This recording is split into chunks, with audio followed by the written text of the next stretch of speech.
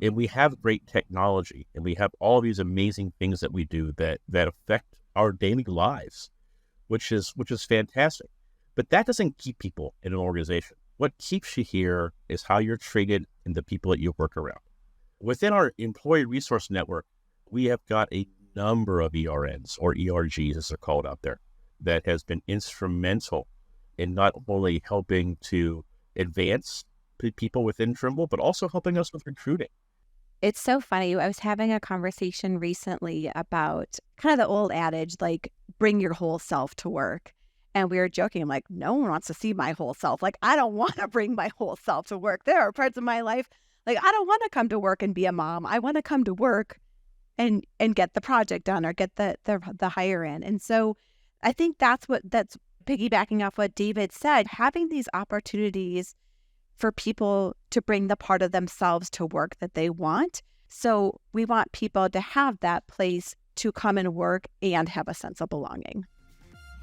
Welcome to Talking TA with Top Source Talent, the podcast that brings you the latest insights, strategies, and trends in talent acquisition.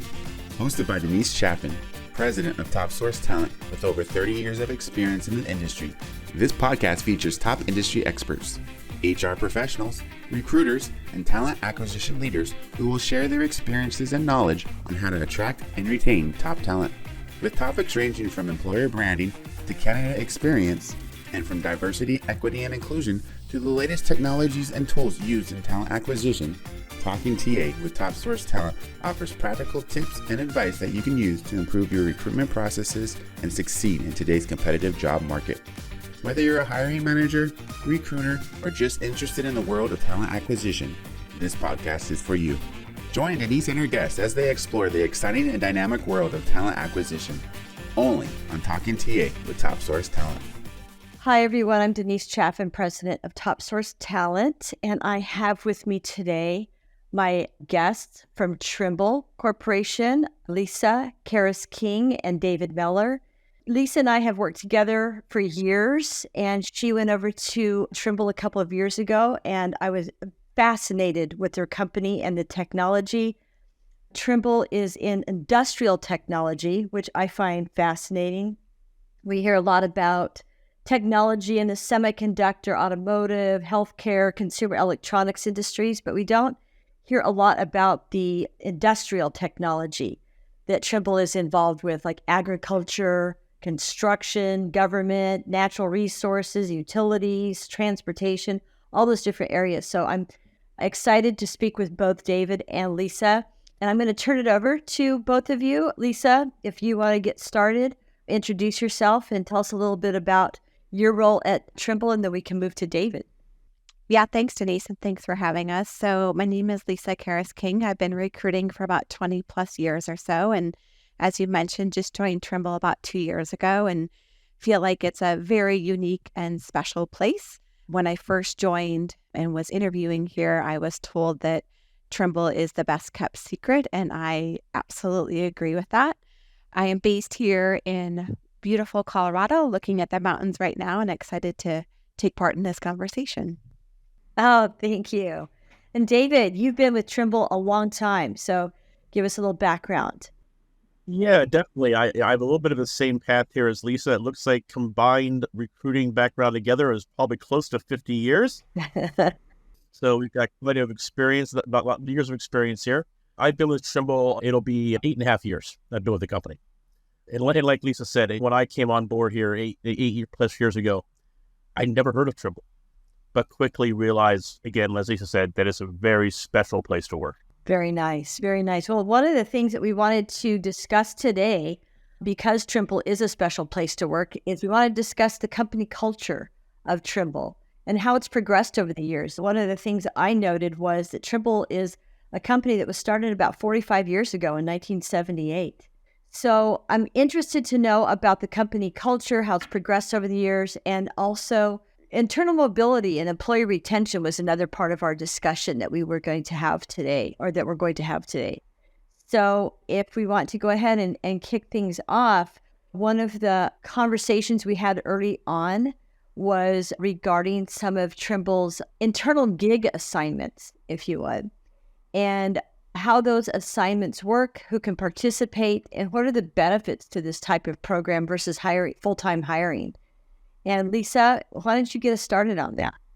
Yeah, certainly. So I think all recruiters recognize that it takes a lot of time, effort, and love to bring people into an organization. And when you spend all that time and effort and someone leaves, the costs are pretty extensive. I was recently reading an article in Forbes where it actually does cost U.S. businesses about $1 trillion just because of voluntary turnover. And so most people, when they leave an organization, say it's their manager or the organization could have done something to keep them from leaving. So we're trying to get creative and build out programs that address that at the onset.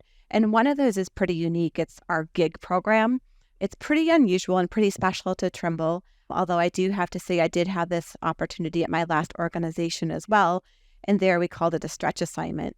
And essentially what this is let's say that David has a passion for test engineering, never has been a test engineer, never has been a software tester, but he's like, I really want to figure out what a test engineer is. We offer that opportunity for David to create a gig, work with his manager, work with the test engineering manager to take 20, 30, 40, 50% of his day, of his week to go work in test engineering.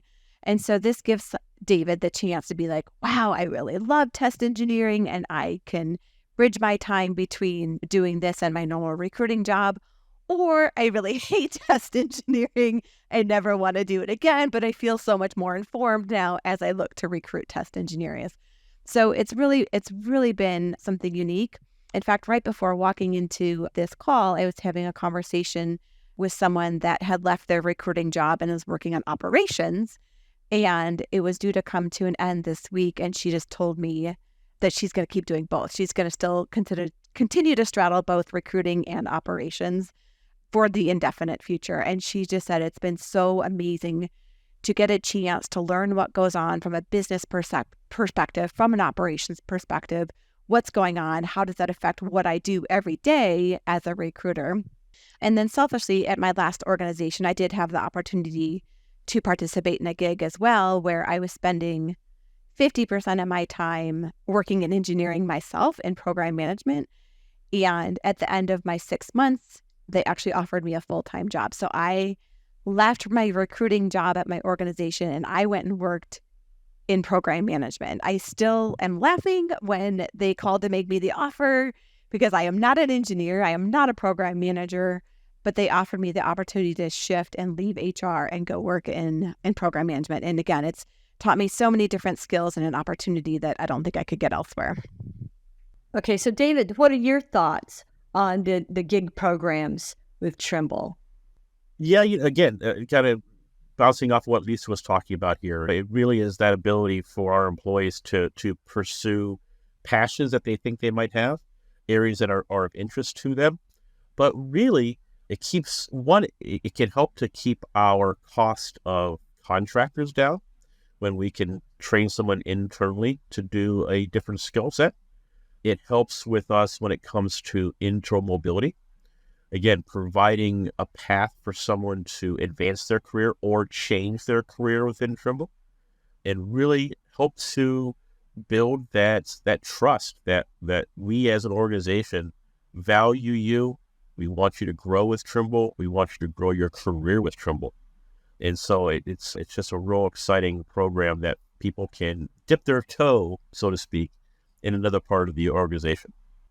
Are there certain areas, though, of Trimble where the gig assignments or gig program is beneficial? I know that with some of my clients, for example, in recruiting, they may have these hiring surges, right? And that's where they bring us in, is to provide gig workers, if you would, or contractors to help them with the hiring ramp. And then they kind of roll us back off as they meet their hiring goals. So are there other organizations within Trimble that benefit from these gig assignments? Well, no, I think that you just nailed it there, Denise, that a lot of times when a gig is opened up, it is for a short-term project or a short-term need in an organization that we don't need to hire someone full-time for. Would rather not have to bring an outside contractor in. Nothing against you, Denise, right? But yeah, we didn't bring an outside contractor in for. We need someone who has Trimble knowledge already and knows how we do things. So again, it allows for that flexible move, being very nimble on our feet when it comes to employees and where we have staffing deficiencies for a short period of time. Interesting. And so with these gig assignments then, what you're bringing people in from other organizations, and do you wind up then having people who want to stay in that role or stay in that organization versus going back to what they were doing before? Yeah, while I was joking about David wanting to be a test engineer, that truly was an example where I did have a marketing person that did do a gig assignment and test, accepted the job, worked there for a year, and was like, oh no, I don't want to do this anymore. I want to go back to marketing. So it does happen, but some gigs could be smaller in scope as well. We have a very large annual conference called Dimensions. And so this is an opportunity, again, where people just want to get involved with business leaders and help plan this ginormous event. So whether it means ordering swag or coordinating logistics or things like that in their free time, to get them exposure to different leaders within the organization, to different divisions within the organization. And again, that would just be an example of maybe like a 2-month gig that someone could sign up for. Awesome. Thank you for sharing that and giving it a little more dimension to what your internal gig assignments are. I mean, we kind of know what the external, like you were talking about, with bringing contractors in from outside. But this is kind of a unique internal, again, program for Trimble that we don't hear about with other companies. So thank you both for sharing that. Regarding some of the other programs that you guys offer to promote internal mobility and foster a great company culture is around your program called Coffee and Connect. And David, why don't you tell us a little bit about that program? Yeah, it's a really kind of a unique program here, and we are an international company, which puts us in a really unique situation where we have colleagues not only here in North America, but throughout Europe, Asia, and Australia. It allows us the ability to have the opportunity to speak with someone we normally never would, understand what they do on a daily basis, talk about the challenges, the successes that we both have had, as well as dive a bit deeper into what they do, understanding it. And again, that really piggybacks on what Lisa said about the gig program. It gives our employees an opportunity to kind of see if there is a passion that they have outside of their normal position. Or, like Lisa said to her friend, I'm going to go back to my old role. That's what I want to do. Test engineering isn't for me. Tell us a little bit more, though, about maybe some of the people that have, do you have any examples, if you would, of people who have benefited from a Coffee and Connect type of conversation? Yeah, piggybacking off of what David was saying, we have 12,000 employees across the globe and 4 major divisions. And so people are doing some very unique and different and distinct work. And so these Coffee and Connects are randomly assigned. The last one I was on in June, I coincidentally got assigned. It was myself and 2 other solution architects who had never met each other, who both worked in the US, but in different parts of the organization. And it was a really fun opportunity for me to sit back and just watch the light bulb go off for the 2 of them, saying, hey, I'm trying to do XYZ within my division. Have you experienced that? And then the other person saying, oh man, I just rolled this out. Like, it was amazing. And here's our lessons learned. And here's how we could do it different. And so that was a really interesting one for me, again, just to kind of more sit in and observe. But I know that those 2 individuals were also going to take that conversation past that Coffee and Connect and really talk about how to instill best practices between their 2 organizations, and comes down to it sharing leads or other opportunities where each of the divisions can benefit from it. It's just a chance to get out of your silo, get out of your comfort zone. Like David said, get to meet people that you wouldn't necessarily normally meet. It's just a new and interesting way to connect and build those bridges. Yeah, it really is. It's very interesting. And one of the things I'm curious about is, how long has this program or the Coffee and Connect been part of your organization at this point in time? And how do you guys advertise it to your employees? Yeah, I think this is on the 2nd or 3rd iteration of the actual Coffee and Connect, right? So I would say it's been around for a couple of years. It is actively promoted to our employees. Emails are sent out on a regular basis to them to then just very easily connect to the system and who they want to talk with. That's interesting. I would imagine that as people hear about this, we're probably going to hear a trend. This sounds like it could be the start of a trend, really, with other companies.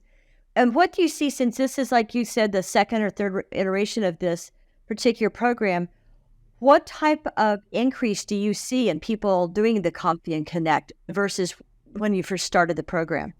Talking with my colleagues here, again, I'm located out of the Cleveland, Ohio office, but talking with my colleagues there in the Cleveland area here, they really have enjoyed the chance. I can take, for example, I talked to a woman in Finland a couple of months ago, and just we had a conversation about the differences in culture, the way we look at things, and they had the same conversations that I had. One of my buddies here in Trimble talked to someone over in India, and had a chance to really kind of talk about positions and why we like Trimble and those things. So it was very, very interesting conversations I think a lot of folks have had.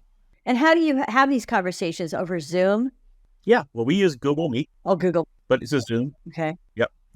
Interesting. Again, I think this is a fascinating program. And just based on what you're telling me, anyone listening to this podcast, I think is going to have an aha moment for their own organizations, correct? Yep. Yeah. So thank you for sharing that. And I love the success stories too. And if you think of any others, please jump in and share them. I mean, It's funny, Denise, that when I was talking to one of my colleagues over in Finland, for me, it was a Coffee and Connect. For her time zone, it might have been a Beer and Connect, but we'll see. Okay. So that's your next iteration. Right. Again, I think that it could be the start of a new trend. I mean, it sounds fascinating. So if I were trying to organize a program like this for my own company, how would I go about setting that up? When we first did this, again, 2+ years ago when it started, it really almost started as a sector initiative within Trimble, right? You talked about earlier about the different sectors: transportation, geospatial, construction, agriculture, right? So your audience pool was a little smaller there, and you're able to then get that message out a lot easier and quicker. So that's how it began, was more on that 2,000 employee kind of environment. Again, still an international kind of conversation. As it kind of grew to where it is now, it was promoted quite heavily through our internal intranet we call Charlie, and folks were able to read about it and then respond when we got the invite. So as long as you start off maybe as a pilot with a smaller group of folks, get some people interested, and then slowly build up momentum, to then take it out to your full audience. And if I could just jump in too, so then as far as the process goes, and it is through an organization. I believe, probably to David's point, in the early days it started on a spreadsheet or maybe a notepad, but we have formalized it, and it's through this company called Random Coffee. So every month we receive an email from Random Coffee asking if we want to be a part of a small group.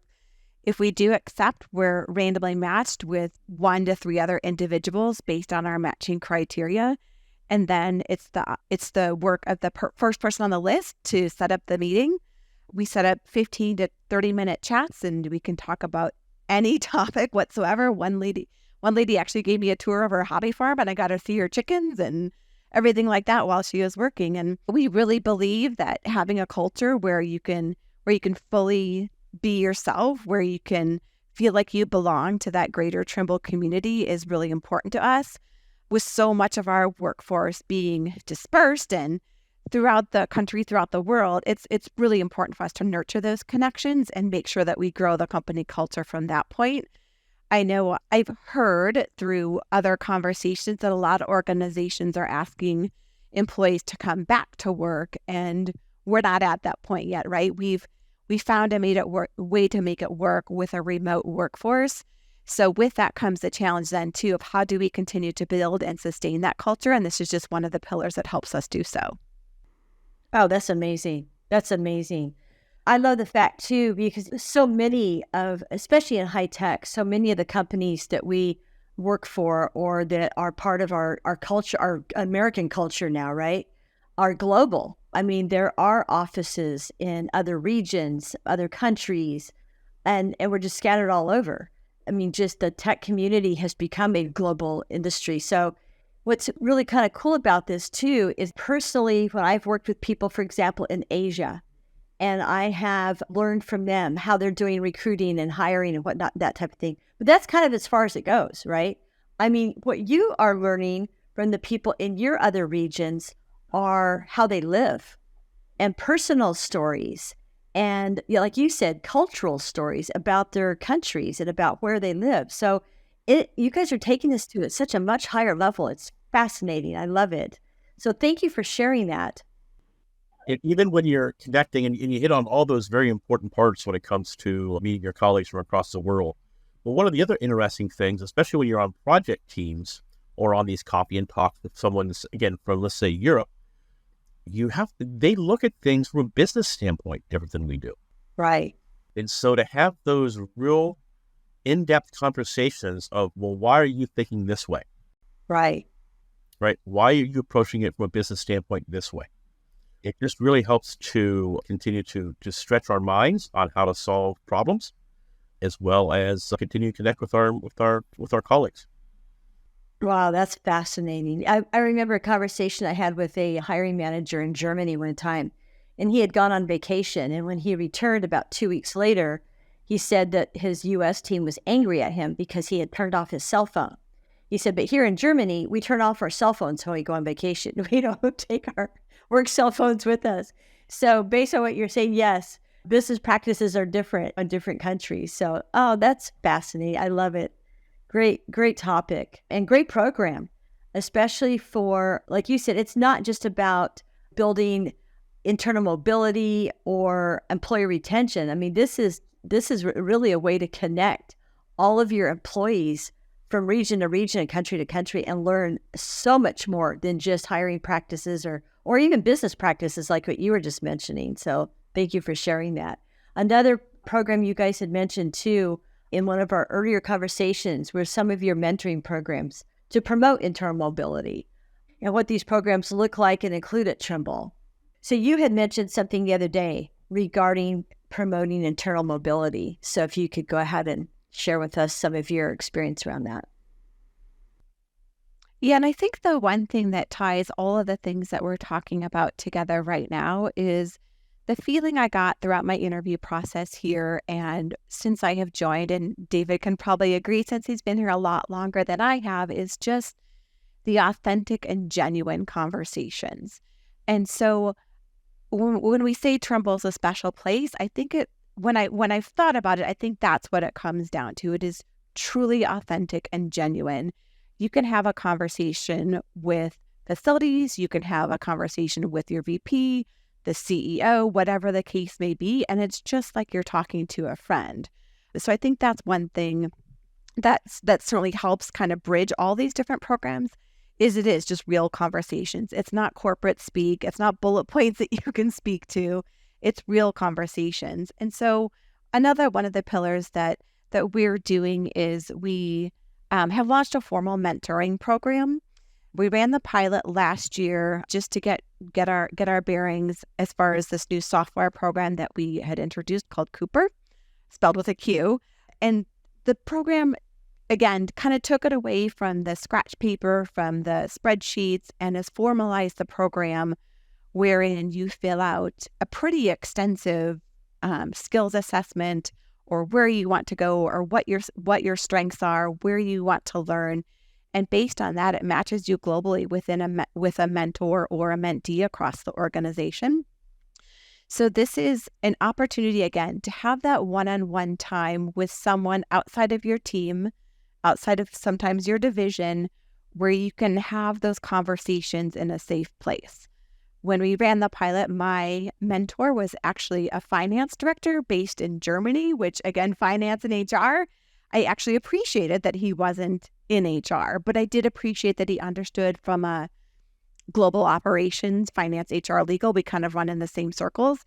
So he had a good understanding of what we were going through from an HR perspective, but he just had really good questions that made me challenge myself, that then I could bring back to myself to help improve or help ask questions amongst the team. So that was really successful. Then we formally launched globally our mentor program to be open to all employees this year through the Cooper platform. And again, it matches you. It provides weekly training or lessons or articles to read so that when you do come together on a weekly or bi-monthly basis to meet with your mentor, you have conversation topics. And it's not just something that you join a call or join a Zoom and just sit there in stale air. It's very intentional.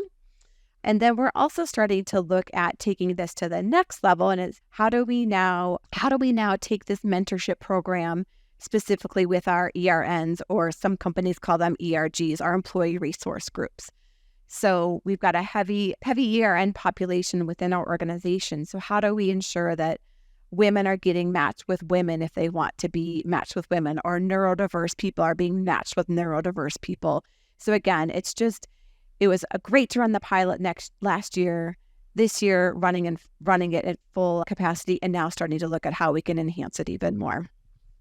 Now, going back to your own experience working with the finance person, your mentor in Germany, two things. One, how long does that relationship continue from start to finish? And number two, what were some of those questions that he asked you that you found very interesting?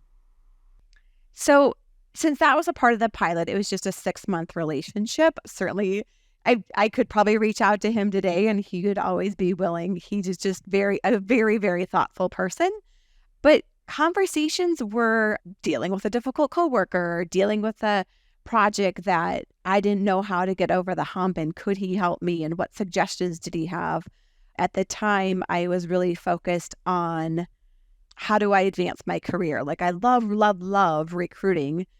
But after having, like we talked about, my stretch assignment with that project management, I really wanted to pull that into my role too. And so he helped me craft that journey and how to have those conversations. And again, through his help and his mentorship, in November, I did actually switch my role and I did move out of formal recruiting, if you will. And I did take on a couple big projects that I'm leading, really focused on internal mobility, like we're talking about today. But yeah, he helped me that. And then it was also interesting because throughout our 6-month journey, he was also approached for a new career opportunity.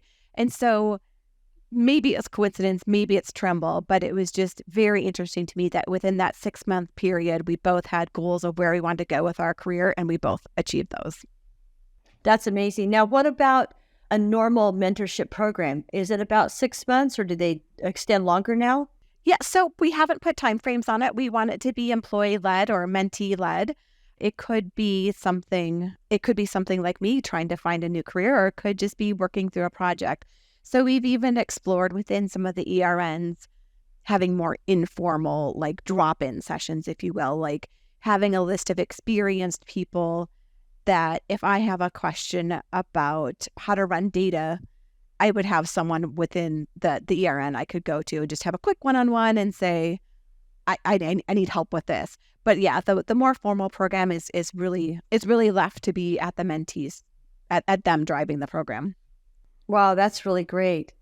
It's interesting. When I listen to what you're sharing right now, a lot of companies have now what they call talent development programs, right? And what you're describing goes beyond that. I mean, you're still developing talent, but you're doing it more holistically. I mean, it's reaching out, like you said, to other organizations and setting up these mentorship programs. And you never know when you enter into them what you're going to learn. So it is kind of taking us to a different level. Yeah, and then this last rollout, when we went outside of the pilot, I actually switched roles. So now I'm a mentor versus a mentee. And that's been an incredible learning opportunity for me as well. Like David joked, we've both been in recruiting for a long time, but there are some things that we do know. We have been around the block, and we do have some best practices that I think that we can share with other individuals. So it's been nice now for me to flip that chair and be on the other side of the table and give back. Yeah. So also jumping in here, talking about our mentorship program, I know a gentleman that I've worked with for almost my entire 8 years here at Trimble, and he got paired as a mentor, one of our senior vice presidents, who almost goes back to the beginning of Trimble, where I remember him telling the story of sitting in the Six Flags parking lot in the middle of the night, checking our GPS technology and getting kicked out by security, right? But this gentleman that I've worked with for a long time was paired with him. And what he said to this senior VP was, what can I do to get to the next level? And he really challenged him. I'm not exactly sure everything that was passed down to him. He's had a meteoric rise since then, since having the opportunity to be have him. He now is the point where he's not reporting to our CEO in any light, but he's in that same sector, almost that same column. So he has meetings regular now with the CEO. So and when he and I first met, he was just a support manager. Nothing against support managers, but that's where he was. And here, 7 years later, he's found his passion and his drive where he wants to be, and has followed it completely because of that mentorship program. That's great. That is a great story. Thank you for sharing that.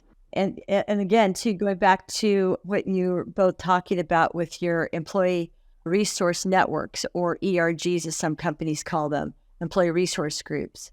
David, I mean, taking off from what you just shared, how is Trimble building company culture to encourage employee retention, as well as building out these mentorship programs?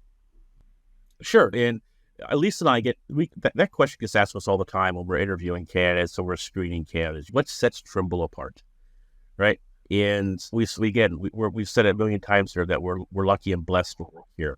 And we have great technology, and we have all these amazing things that we do that affect our daily lives, which is fantastic. But that doesn't keep people in an organization. What keeps you here is how you're treated and the people that you work around.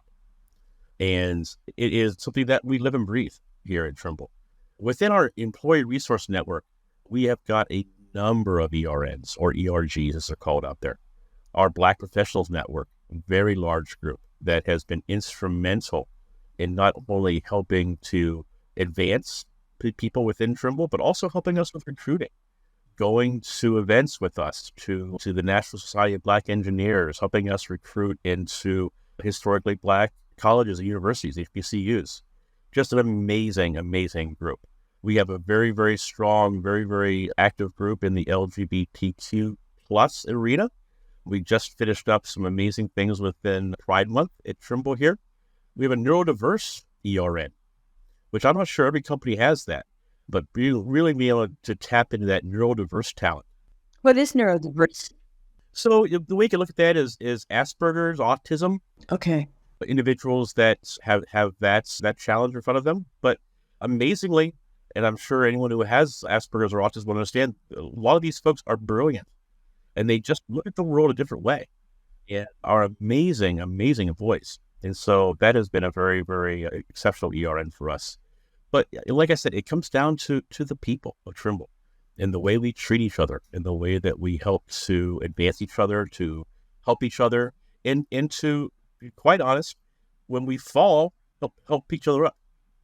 Yep, very important, very important. And going back to your neurodiverse or neurodiversity, I have not heard that term before, so thank you for sharing that. I recall when I was working for On Semiconductor years ago, one of the engineers I worked with had been on ADD medication or ADHD medication. I don't recall which it was. And he said that when he was at work, he would literally go off the medication because it allowed him to focus better on his job, designing integrated circuit chips. He said he needed that mentality that he had without the medication in order to do his job more effectively. So it's interesting that you share that. And I actually hired an employee myself a couple of years ago who was autistic. And so the focus on her job was amazing. And she's advanced herself since then. So it's great because oftentimes to these different employee resource networks, like you mentioned, can take people who are in these underrepresented minority groups and put them in the spotlight, and they can help direct all of us to hiring people outside of our organizations better, to foster that internal growth for themselves and expand within the different organizations, especially a large company like Trimble too, where you have, like you guys have both mentioned, a global outreach. I mean, that's huge. It's so funny. I was having a conversation recently about kind of the old adage, like, bring your whole self to work. And we were joking, I'm like, no one wants to see my whole self. Like, I don't want to bring my whole self to work. There are parts of my life, like, I don't want to come to work and be a mom. I want to come to work and get the project done or get the hire in. And so I think that's piggybacking off what David said, having these opportunities for people to bring the part of themselves to work that they want, but then also have that piece to have that belonging, whether it's the Black Professional Network, the Trimble Women's Network, the neurodiverse, the LGBTQ plus communities. So we want people to have that place to come and work and have a sense of belonging. That's amazing. That's great. Thank you so much for sharing all of this. Are there other areas to talk about company culture? I would like to just tap into that just a little bit more with both of you. Are there other areas that we haven't discussed so far because Trimble obviously is light years ahead of a lot of companies. And like you guys have mentioned it early on in our discussion, you guys are a well-kept secret over there, right? So given that, I mean, what other tidbits about company culture can you share that we haven't discussed already?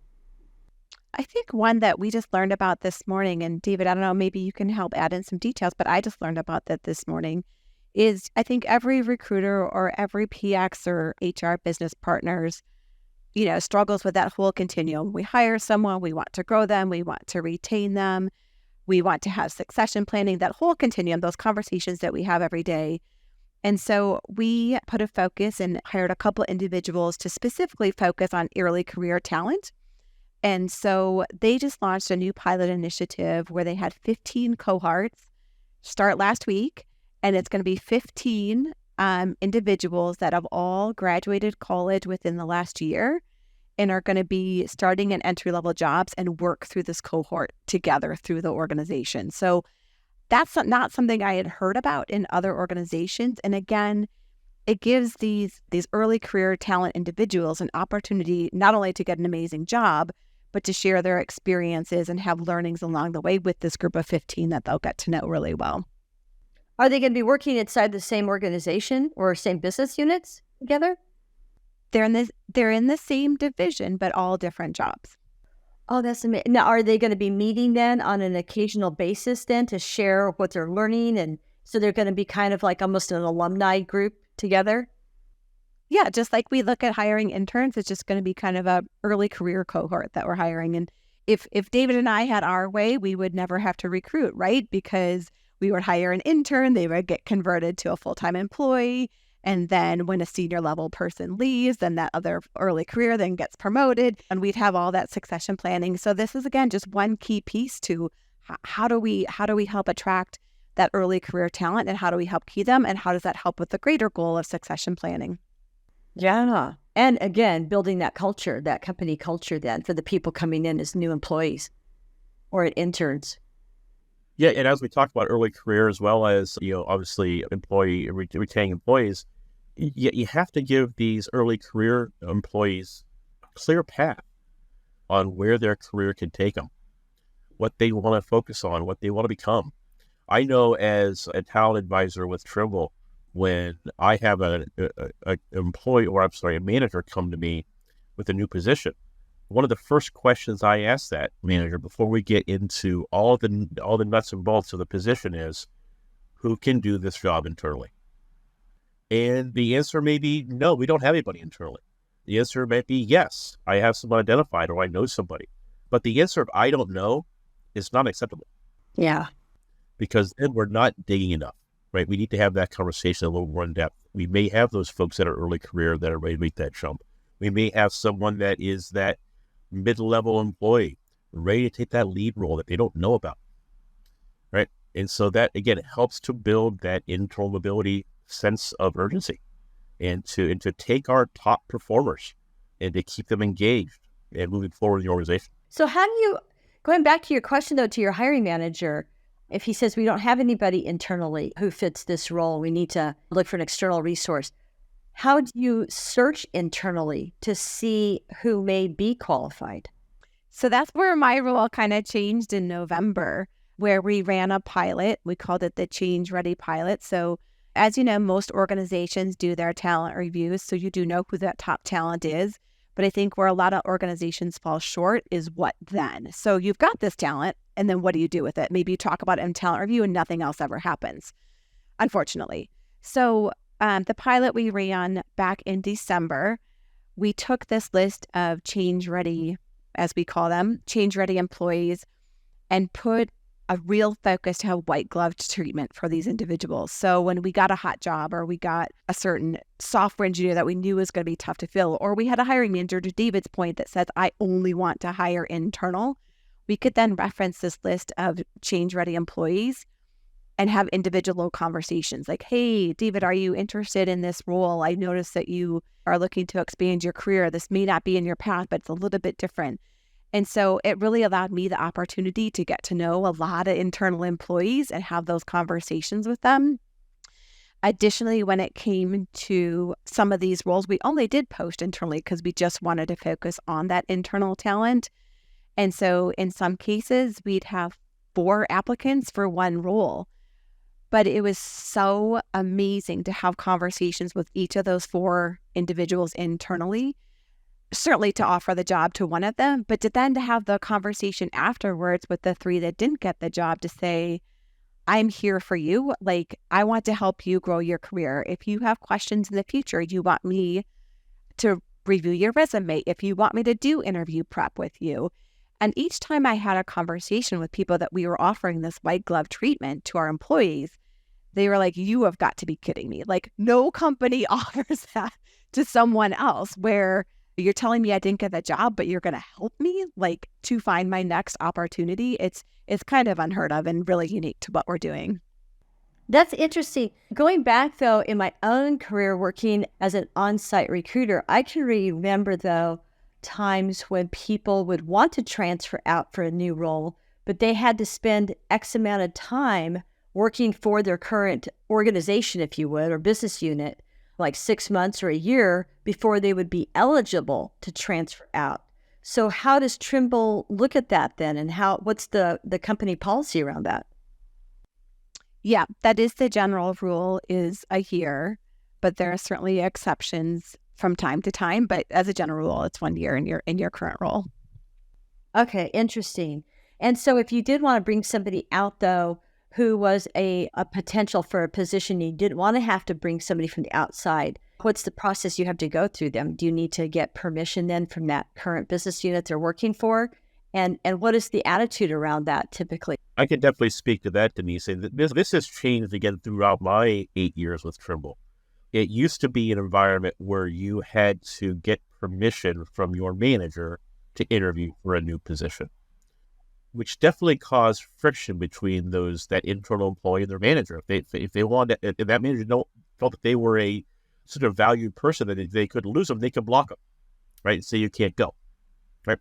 And that has completely changed through the years. Where all our employees need to do at this point is just inform their manager that they're interested in this other role, making sure the lines of communication are open and moving forward from there. And then we get involved in talent attraction as a talent advisor to make sure that whether this person is on that change ready sheet that Lisa's been dealing with, right? But we still want to give them that same white glove treatment. Again, they are an internal employee. We want to make sure that they are treated with the respect they are due as being an internal employee, right?